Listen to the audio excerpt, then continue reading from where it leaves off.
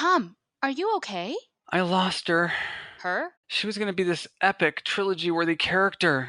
I was going to be the hottest writer in Hollywood. But I can't get past Act 1!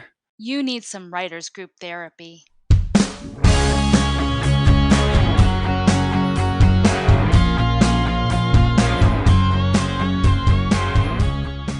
Hello and welcome to Writers Group Therapy. I'm Tom. And I'm Roshni. We're writers helping writers. Are you ready for your session? The doctors are in. And if you want to find us online, you can find us at WG Therapy on Twitter, and I'm also at Roshni Lamino. And I'm Tom_Loveman on Twitter and Tom Loveman on Instagram.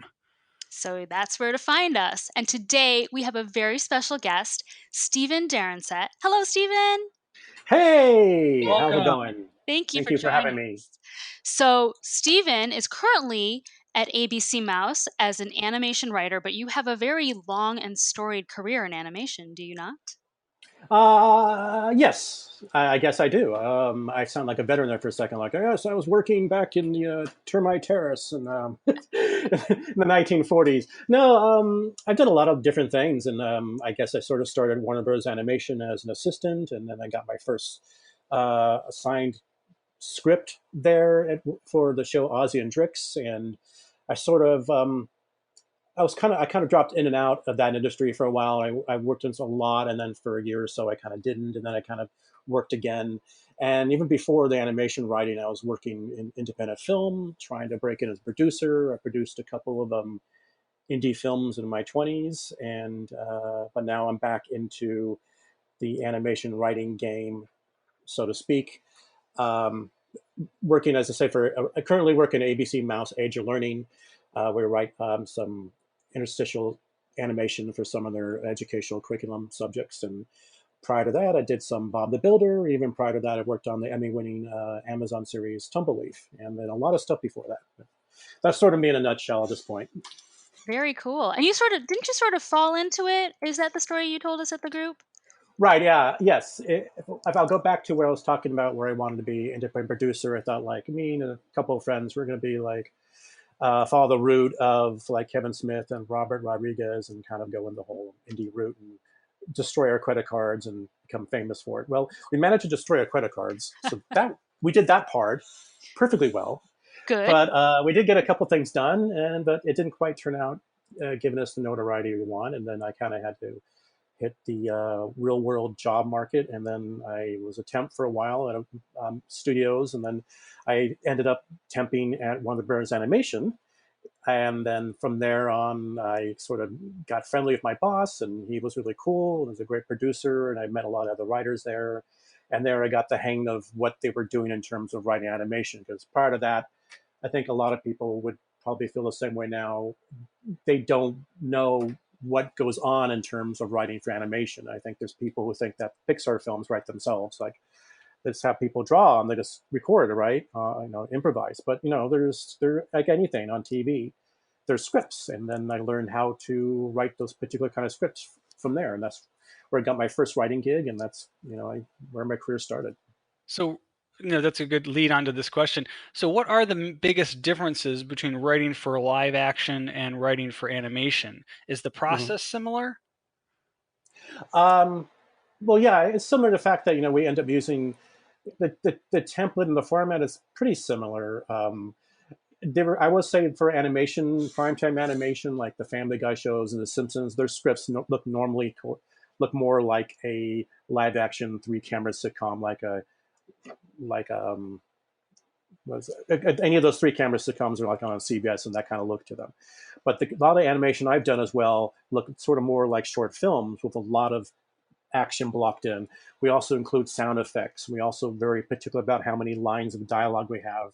No, actually, we're talking about the difference between animated scripts and live action scripts. And I was sort of going a little more, I was digging deeper in terms of explain maybe the difference between some primetime scripts, which look more like TV sitcoms, the way they're written, and the stuff that I write, which is not necessarily the primetime stuff. I've never been on The Simpsons, even though it's been around for 30, 70, 50 years or something. I do have a theory, as I mentioned before. Eventually I will be getting my Simpsons episode because I think every writer eventually will get their shot. At least they should. If the show's been around for 40 years, and at least one, we should each get a script of Simpsons. You're going to get a script. You're going to get a script. We're all going to get one. But I haven't written on any of those primetime shows. I did a lot of the daytime stuff, like the kids stuff, preschool, boys action, comedy kind of things. And our scripts are more, we have a lot more interesting things in action blocks. Like we call more, we spend a lot more time describing certain kind of actions because we kind of have to be very specific about how we spell these things out because they go to animators. And more often than not, a lot of those animators are overseas. The designs and stuff are done here stateside, but then they're shipped to India or Indonesia or China or Korea. They're going to have to know what we're talking about. And of course, we add the sounds of special effects, and anytime a lot of stuff, especially we kind of like add like oomphs and pushes and like grunts and stuff that you wouldn't normally see in a live action script because you don't have to make an actor do that. But when you have voice actors, they're often sort of working on their own. They don't have another actor the opposite of them. So all they have is a voice director, the recording people, and the script in front of them. And they have to kind of be able to improvise for that. And when you have a lot of good voice actors, especially in this industry, there's really a lot of talented people. You know, they can take a script, they can make work wonders with what's on the page. I find that absolutely fascinating that you just said you guys outsource your animation. Yeah, that does. We do. Yeah, there is some parts of animation that's outsourced a lot, and some of it's like in betweeners, which is like some of the animation that can be very repetitive.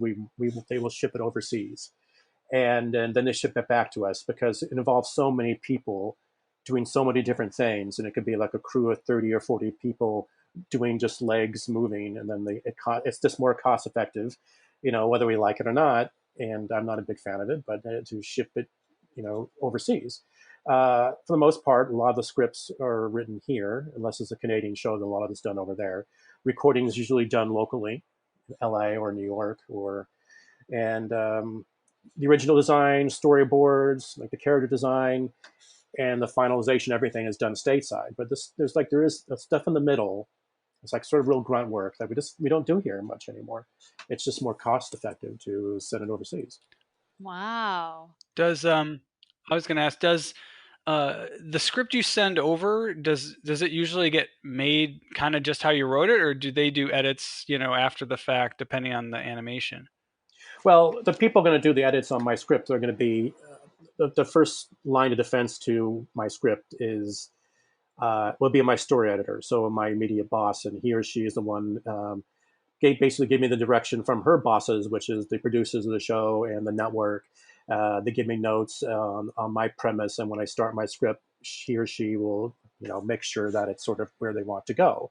And then they also may make their own changes. I'll get full credit for the script, but there's been the scripts that have been rewritten of mine pretty heavily, especially early on in my career, and I was a little kind of miffed about it. But then I kind of misunderstood, like, look, this is kind of how it works. That they often they'll have the writer like myself like write one or two, maybe three drafts and a polish, and then I'm done. And then they'll send me a check, a month or so. But that script may not actually be done in the process. They still might be doing some changes and stuff, and that the storyteller might still be doing changes up to the recording, and then making changes even during the recording. So that's why by the time it goes through the animation, and about a year later, when I see it on TV, like, oh, this doesn't look like the script I wrote. It's like, well, it's your name's on it, you're getting credit for it, but there's a lot of changes, and that's just sort of out of my control because they make those changes for whatever those specific reasons are at the time. It could be like their budget might have changed then, or they didn't get the voice actor they wanted, or they decided that the script is too long, and they have various reasons. So, and I'm not going to be in part of the process. I'm already done moving on to the next script, and the story editors and producers are the ones taking charge from that point. Now, it might not be so much of a big deal like in your field because you're doing educational stuff and that's timeless. But on a show like, say, The Simpsons or Family Guy, where they're hitting timely events, but it takes so long in animation to make something happen, how do you balance that timeliness versus getting it done, because it takes so long? We just kind of avoid the timely subject, at least in my end animation. It's not like South Park where they have 20 years of character assets and hard drives of computers where they can pull anything up and they can just sort of repurpose, and they could be so timely. They can talk about like court debates and elections and the president, and they can just have something come out 2 weeks later after the event has happened. That's like mind-boggling. And even South Park couldn't do that 20 years ago either. They just couldn't do it, but now they're able to do it with the technology they have. So honestly, we just the kind of animation I write, we don't really talk about topical things. I mean, some of the stuff might be references to old films, old TV shows, but a year has passed by the time the script has come out. So if you try to be timely about something or try to predict the future, what's going to be cool and a trendy thing, and then you make an entire episode about something like, then you might just be disappointed by the time it comes out. Like, oh, this seems so dated. I mean, everyone thought that the pet rock was going to come back as a brand new toy, and then it just turned out to be the case. We wrote an entire episode about it. It's just weird, and then it's kind of funny trying to be retro or something. Like, oh no, just you can't predict the curve. So for most part, we just don't do it, and we just try to just keep our stories. I honestly like stories that are timeless, because I hate to see something particularly dated, especially in a lot of the writing I've done is for shows that might be based on IP, that is products and toys. And I can imagine 20 years from now, the whole thing's going to look really old. Like that. I remember that toy that I played with when I was a girl. Now I'm in my 30s and I have children of my own. It's like, God, it's like, and that's going to be 20 years from now. So timeless storytelling is always going to work, and this is the best. It's the best thing you can do with this kind of writing. So, if somebody wants to get into writing for animation, what are some tips on how to get into that? I mean, it's different from going to like film school, or going to take some classes at the UCLA Extension in screenwriting. What are some steps you can take to get into this field? I don't know. I don't think there's a magic bullet in terms of what's going to get you to where I am. I Like I said, I sort of fell into it, and in one situation, you might want to try, and this can help you whether you want to work in animation or work on live action TV or physical production. Is try to become an office temp of these shows and just become a writer's PA or a production assistant. And before you know it, you might be running into people that can help you get your next gig. There are some classes. I think UCLA Extension has I forget his name, unfortunately, but he's an animation writer, teaches some animation writing there. I think Second City Improv is now maybe doing courses in animation writing. I've never taken these courses, so I can't speak whether or not they're good. But then, of course, just watch these shows, learn the craft, see what works, see what doesn't for yourself. Is this the kind of story you want to tell? Do you want to write primetime animation like Simpsons or Family Guy, or do you want to write weird Adult Swim stuff like Teenage Hunger Force or any of those kind of like Archer, those kind of shows, or Rick and Morty, or do you want to do something a little more fluffy like the Doc McStuffins and the Disney shows? Once you kind of find out what your niche is, you can start writing those samples and just get in there. And also there's a contest. There's fellowships. So Disney has a fellowship. Nickelodeon has a screenwriting fellowship they're starting right now, and they have a TV writing thing starting up. I think they're already starting to take submissions for the year, and you can probably find. I wish I had it in front of me to tell you the exact name, but Nickelodeon does it.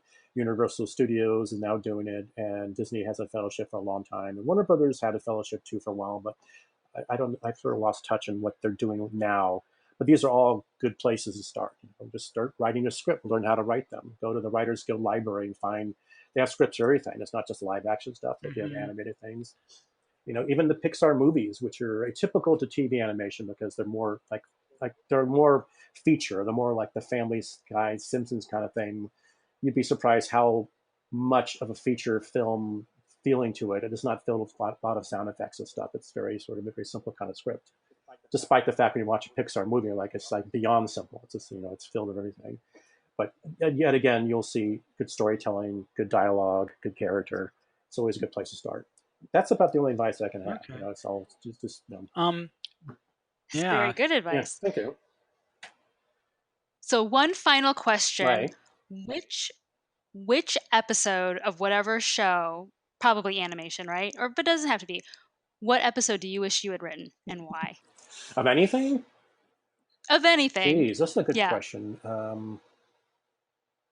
I think the pilot of Breaking Bad is pretty amazing. I actually read that script a couple times, and the opening sequence is where he's hearing about getting cancer from the doctor and how he just checks out as a, maybe the guys might remember that pilot script and that pilot episode. That's pretty amazing. Any really good episodes of Mad Men makes me jealous.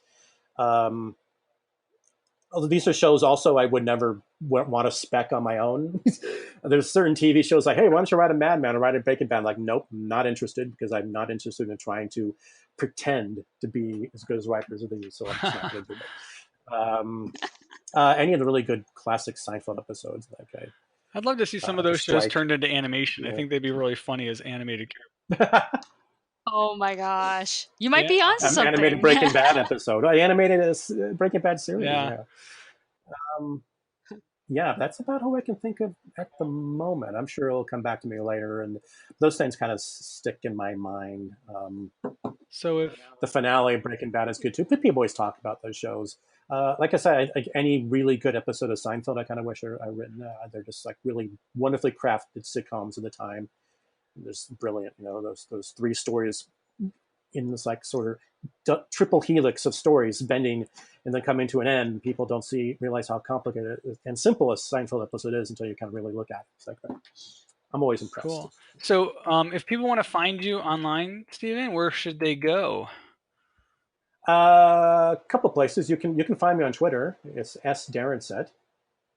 Okay. It's just my initial and first name. You can just look me up. I tweet. I'm tweeting out there. Cool. Thank you so much, Steven, for joining us.